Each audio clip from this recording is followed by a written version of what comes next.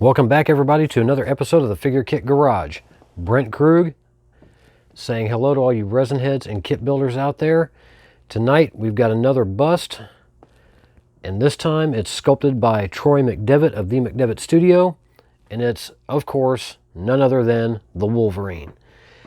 This bust went up for sale this past Friday, and I knew the moment that I laid eyes on him, I wanted one. This is one of the best looking large-scale Wolverine busts, comic-wise, that I've seen in a really long time. The approximate scale on this, according to Troy, was somewhere between 1/5 to 1/3 scale, but I'm going to liken this thing more to right around 1/3 scale.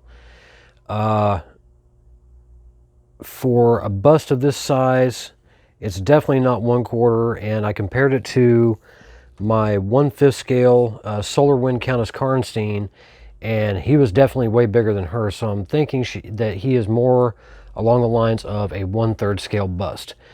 But the surprising thing is, for a 1/3 scale bust of this size, he has a really, really small footprint, which is an amazing thing for something this big.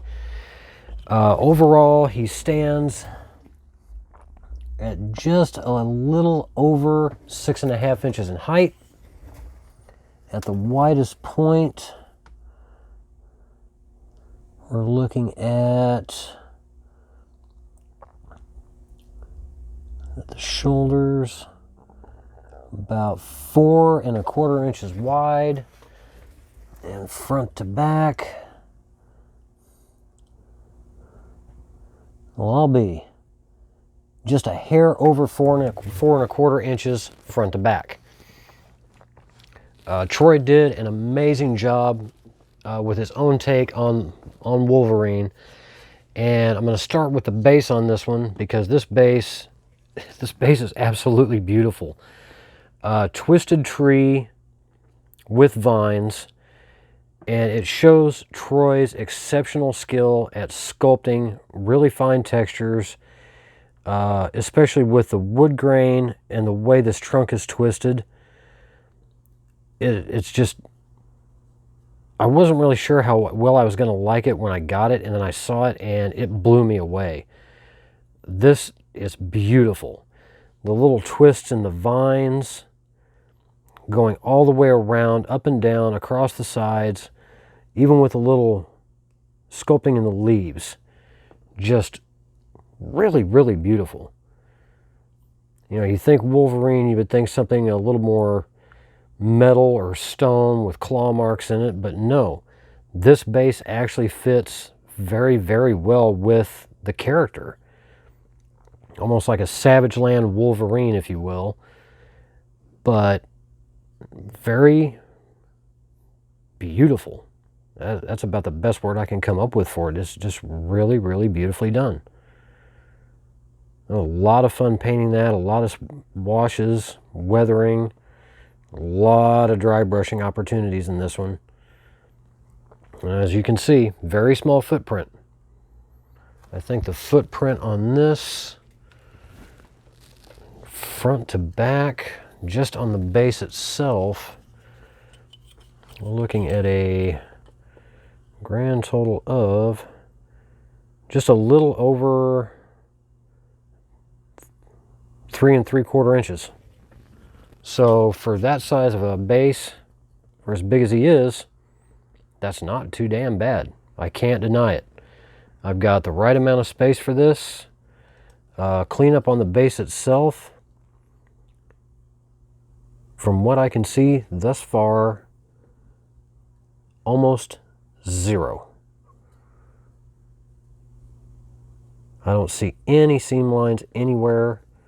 I'm assuming that this was the pore origin, or pore spout, I guess you would say. But just beautifully done. Nice large size peg for the bust itself that we'll bring in now. And one of the meanest Wolverines out there. This is the character at his absolute baddest. The way this is done, Troy knocked it out of the park. He's very ripped, extremely muscular, especially around the neck and the clavicle area, and all the way around the back.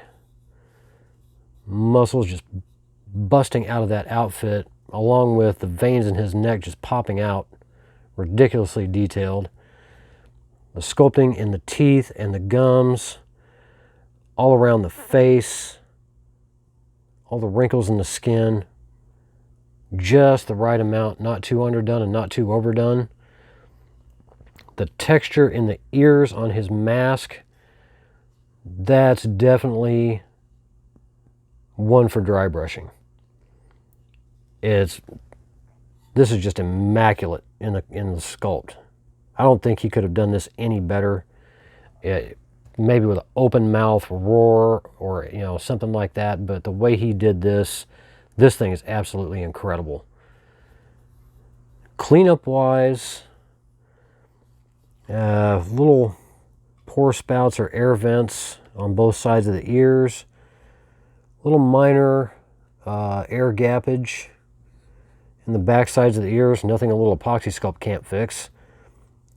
The seam lines, one that starts all the way up here, and it looks like it runs right up along the side of the ear and goes straight across the top and then vanishes. And then the other seam line comes straight down the back of the neck. So nice way of getting that. That'll be really, really quick and painless. No loss of detail after sanding. Nice and smooth. Casting is really beautiful. A little bit of a pore spout that'll have to be cleaned up on the bottom side. No heavy air bubbles along the edges of the casting. Well, a little bit of cleanup inside the where the peg goes for the base. And what I'll probably wind up doing is probably instead of gluing that, I'll probably wind up drilling and putting magnets in both the peg and the bust itself, just for transport purposes. Separate them just in case. Not a bad idea. And you could definitely go one of two ways color wise on this bust. You could definitely go the yellow, black, and blue, which is pretty much the most popular costume out there. I think I'm going to go with the yellow, brown, and black, which is the classic Wolverine from his early X-Men days. I think that'd look really, really cool on this. And that's just wicked. I love it. I'm really, really glad I got in on this. Cost of the bust itself was $70 before shipping. Shipping out to here in California from all the way in North Carolina, where Troy is at, was $14. So $84 for a bust like this. A 1/3 scale bust. You can't beat that with a short stick. That's an incredible price for a bust that's that detailed, that's that cleanly cast. I couldn't be happier with that purchase. It's just really, really nice. He had 15 of these. I believe it was either Tuesday or Wednesday when he made the announcement that they were up for grabs. By the time I got mine early Friday morning last week, there were only 6 available. And he made them available to his Patreon supporters first and foremost. And then after that, it'll be available to everybody. That's the one thing I like about being one of his Patreon supporters for busts that he has coming out. He will give first shot to the Patreon supporters. So there's another benefit of being one of his Patreon, on his Patreon page. You get first crack at the new busts or new kits that he releases, which is not a bad deal in my mind. Scale-wise, he says between 1/5 and 1/3. I'm going to bring out my Old Man Logan bust that was sculpted by Jeff Yeager and available through Paul Gill for a size comparison. Let me change the camera angle. That's a definite difference in scale. The Old Man Logan is 1/4 scale, and I'm thinking he is more along the lines of 1/3 scale. Definite big difference in the size. So I would love to see a 1/3 scale full figure of this guy somewhere down the road. I don't think it's going to happen, but if it does, I would love to get my hands on it. That would be really ridiculously cool to have a big 1/3 scale. Oh my God, where the hell would I put that? Boy, I'm dreaming. I'm dreaming. Yeah, 1/3 scale figure in my house. It'd sit unbuilt for quite a while, but I can always dream. So there we have it. I'll put the contact information for Troy McDevitt to get a hold of him. He may be done with the first run. I'm not sure. I believe he was going to be taking a list for the second run of these. So best bet would be to contact him. I know he was on the road and for the rest of this week and wouldn't be back until sometime Saturday or Sunday. So drop him a line anyway, find out when this will be available again. But for 70 bucks, a bust this size with this much detail, how can you go wrong? Answer, you can't. You just can't. So that's it for this review. Any questions, comments, hit me up. Hit the subscribe button. I can always use the help. You never can tell. But there we have it. 1/1/3 scale Wolverine bust sculpted by Troy McDevitt. Get one if you can. And this is the Figure Kit Garage signing off for the night.